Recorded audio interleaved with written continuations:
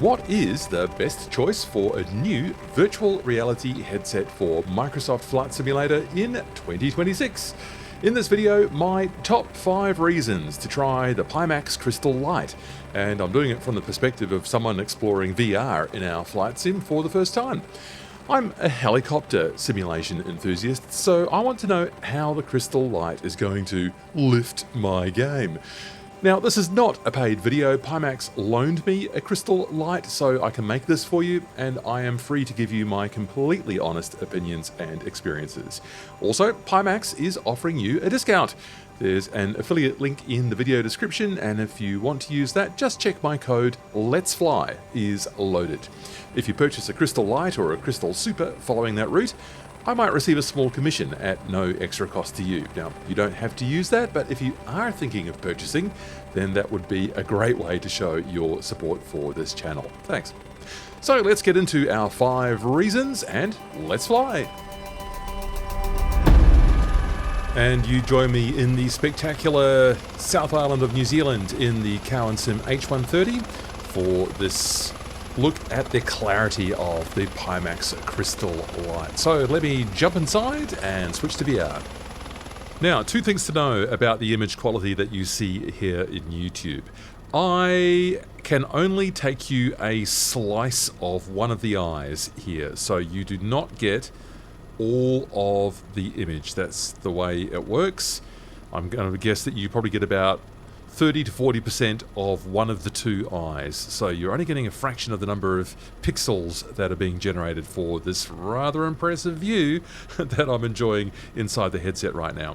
The other thing is, I move my head around a lot when I talk because I'm a reasonably expressive person. I'm sorry. Now, clarity. So, we are rendering 2880 by 2880 pixels per eye. That is something like 16.5 million pixels. That is a lot of pixels being generated. We'll talk a little bit about the performance impact of that later. So it means that we are getting a sharp image, 35 pixels per degree across the field of view here, which is competitively wide in the Pimax Crystal Light. So, sharpness. I can see every character on this primary flight display right here. Even on a 2D monitor, I sometimes struggle to see the smallest characters there. 124.850, the standby frequency there on COM2. That is sharp right now. No problems at all. So on the lower screen, the PMS50 GTN 750, I can see all the buttons here. It's only when we get into about this level here, on that says FPL, flight plan, that I notice that it's anything lower than what I'd like. But, you know, I can always set like a shortcut like that to get closer in and see what's going on, no problem. And I can just activate that. In fact, it's going to fly that leg now anyway. So I can more or less fly this comfortably just fine without having to go sort of leaning my head too crazily in. If I did in this case, I'd be bumping my head on the microphone. So, this view, as I look around and probably go off mic, is absolutely spectacular. The brightness is so bright. That character there, very, very bright and sharp. The snow-capped mountains, as you would hope, glaringly bright. There's a slight blue cast, I think, to the image I get in the Pimax Crystal Light. That may just be because I've got my monitor set to a warmer tone and I'm used to that, and so that this is maybe a little bit for me to get used to. I can use the Pimax Play app to just dial back that blue cast very slightly and get it looking a bit more like just what I instinctively feel it should look like. By the way, I also have foveated rendering on. You can probably just see in the edges of the image that it is not as sharp as the center. So foveated rendering means that it renders at the highest sharpness only the very center of the image. And you can dial how much of a portion in MSFS 2024 you want rendered at the highest resolution and get a balance on your frame rate. My frame rate in here is about 41, 42, 43 frames per second. So this is working quite nicely for me with this level of detail. We'll go into further detail on that one later.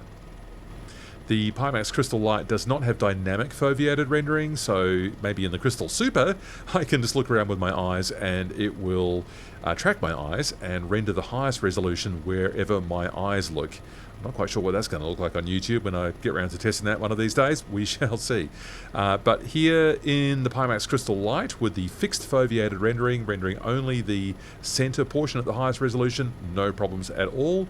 I don't even notice, really, if I'm looking straight ahead, that the outside parts of the image are at a lower resolution. It doesn't bother me at all. And I can just enjoy endlessly this glorious scenery looking around. What a treat to fly in a place like this and enjoy all that this has to offer as I slowly try to pan around and just give you the sense that I'm getting 6 times or something more resolution inside the headset than you are looking at this video on YouTube. It is stunning. And reason number 2 to look at the Pimax Crystal Light in 2026, the price. For me in Australia, I'm looking at this in December 2025. I'd be looking at about $1,340 Australian for the Pimax Crystal Light versus, for a popular competitor, about Australian $800 for the Meta Quest 3 512GB model. So that is 68% more for the Pimax Crystal Light. So that's a lot more, but what do I get for that extra money? Well, I get higher resolution, I get higher pixel density, I get a bit more field of view, I get a uncompressed image coming up that display port cable, and those for me are things that are important for our flight simulation hobby. So that's the value proposition. Now, I was also sent the facial foam for comfort kit. That for me would be about Australian $31, and that's a 15mm foam to go against the face rather than the default 11mm. Doesn't sound like a big difference, but for people wearing glasses, I think I'd strongly urge you to have a look at that 15mm version. Although you could always add it on later on. If you're not quite satisfied with the distance between your glasses and the lenses, you could always maybe just add the foam later, but that would be an extra cost. And the other potential extra cost, depending on your needs, is about the audio. Now, the default audio in the Pimax Crystal Light, frankly, I am not impressed with. I mean, it's there if you've got nothing else, but, you know, it's pretty mediocre quality audio. People say really good things about the Pimax add-on DMAS earphones. That for me would be about Australian $154. Now, I've not tried those earphones. As it happens, what works really well for me is I've got a Sennheiser headset that I've been using for a few years, and it actually, once I've got the Pimax Crystal Light on, I can just put the Sennheiser headset over that. I mean, it's a lot going on the head, but it actually seems to work just fine for me. So I'm happy to sticking with my Sennheiser headset. So I don't need the DMAS earphones, but if you expect of your VR headset that it's going to have good audio, you're looking at another little upgrade cost there as well. So bear that in mind. Overall, looking at some of the likely competitors in the flight simulation market, I think the Pimax Crystal Light, at the time that I'm making this, it's actually a pretty compelling offer. Wow, imagine being inside a primary flight display in an H130 to tell you about the comfort of the Pimax Crystal Light. Now, these Pimax Crystal units have always had a reputation for being big units, and so that's what it's like. Somehow when I unboxed this, that seemed maybe less to me than what it did in the promo images. Of course, I've also read reviews which talked about the weight. I was concerned about this unit's 815 gram weight. I thought that I might be at risk of a sore neck, that I would find it front heavy, but I've turned out to be just fine with this. I can adjust the band here with the rotary control at the back there. I get a nice balance just by using the top strap. For me, I don't need very much weight on that top strap, so I don't feel I need that comfort strap. So I'm fine just with this one here, just taking a little bit of weight kind of off the cheeks and the top of the nose. So that's all fine for me. Comfort-wise, I've been flying for long sessions. Maybe the worst aspect would be the heat build-up in the face, and that's going to be true for any large headset. I would think maybe that I could get a little USB desk fan to point at me, which some people say is really good for motion sickness anyway, so I can have a look at that. The comfort foam here, I did mention this before, that's the 15mm foam there. And if I try and show you there, we've got little channels just at the edge there for the arms of the glasses to fit through. So that's working really well for me. My glasses do not interfere with the lenses in the Crystal Light. That's all working just fine. Ergonomically, the only thing I'd point out would be this display port cable is pretty heavy and it's pretty thick. So for me, with my headrest on the chair that I use, I can get a little bit of interference back here, and sometimes I feel like I'm a little bit tangled and it's pulling down a bit at the back. However, all I need to do is just reposition the cable and just get it comfortable so it's not sort of getting where it doesn't need to be. The flip side, or the trade-off with having this DisplayPort cable, is that we get higher resolution, uncompressed, low latency video. So that's the benefit of using this heavier, thicker cable. Ultimately, a small adjustment and then I have no issues at all.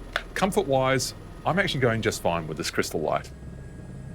And I'll take a nighttime flight in the back seat for this look at the performance of the Pimax Crystal Light. And this is a great scene to get a sense of what that low light performance is like inside. And I find the headset really dark inside. And so these sort of lights and the glow around objects like Tower Bridge here really pop. There's beautiful contrast inside the headset with my settings like this. Now performance, I'm getting about 38, 39 to 40 frames per second in this dense city scene. No plugins or add-ons here other than maybe Mamu's marinas. I can see a few boats have been added onto the River Thames down there. But otherwise my 9700 XT is giving me reasonable results with, of course, the proviso that you're going to be spending a bit of time dialing in your preferred settings. So let's take a look. So in the Pimax Play app, I've got the refresh rate of the headset set at 90 Hz. So that's how I'm operating it here. Going into the games settings, I have chosen to retain the high level of image quality. What that means is that the Pimax Crystal Light is going to display all 2880 by 2880 times 2 of its resolution. I'm not using any of the other settings here. Fixed foveated rendering is actually controlled and overridden by what's inside MSFS 2024. And I did show you earlier how I had gone into the green and blue settings there to take out a bit of that cast. Settings inside MSFS 2024 for my 7900 XT. I'm using the AMD balanced FSR settings there. You can see my fixed foveated rendering scale was set to 35, that's right. All of these other things you'll see are on low or medium, and you might be thinking, oh, how could you possibly cope with such low detail in your flight simulator settings? Well, the thing is the headset is so high resolution anyway, that you can afford to go lower to medium in this part of the setup. So I think sometimes in flight simulation we can be a bit obsessed with trying to run everything at ultra or high. It's not actually required with such a high resolution headset as this, and so that's the balance I've struck so far, and it seems to be working reasonably well. So I have hit a couple of snags in my setup. And I find that the Crystal Light is quite sensitive to which USB port I have it plugged into. It's probably some sort of configuration on my computer that I've not figured out yet. So I have to hunt around for a USB port where it actually connects and sort of sets itself up properly. I have had an issue too where with the headset plugged in and the Pimax Play app active, MSFS can just lose half or more of its frame rate, and I can see that the graphics queue in the FPS display really, it takes much longer to generate frames until I disable the headset and then the frames come back.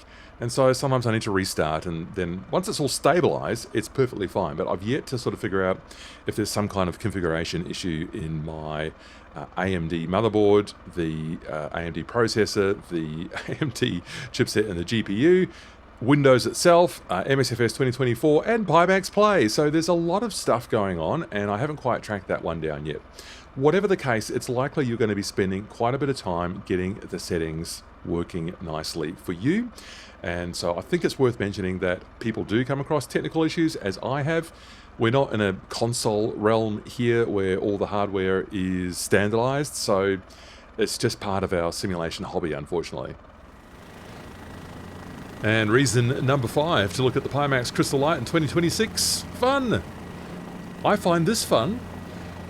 Just after rediscovering all the world's landmarks in glorious 3 dimensions, to come back and work on my helicopter skills. I believe we are always learning, we are always students, that is my philosophy.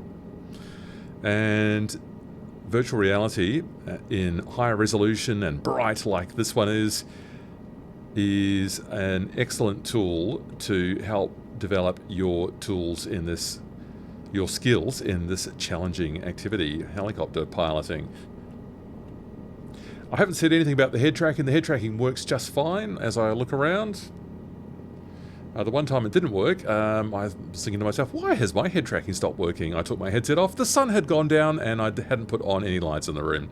It doesn't need bright lighting in my room. It just reasonably dim lighting seems to work just fine. So the head tracking's been working as well. So I hope I've given you some interesting pros and cons to think about. Whether you're upgrading your headset or upgrading to a headset, you've got that affiliate link in the video description with a discount code for you to use there as well. And I do look forward to reading your comments and your thoughts about VR, your journey, how it's going, what you still want to achieve. And I do hope I'll catch you in another video real soon. Thanks. See ya.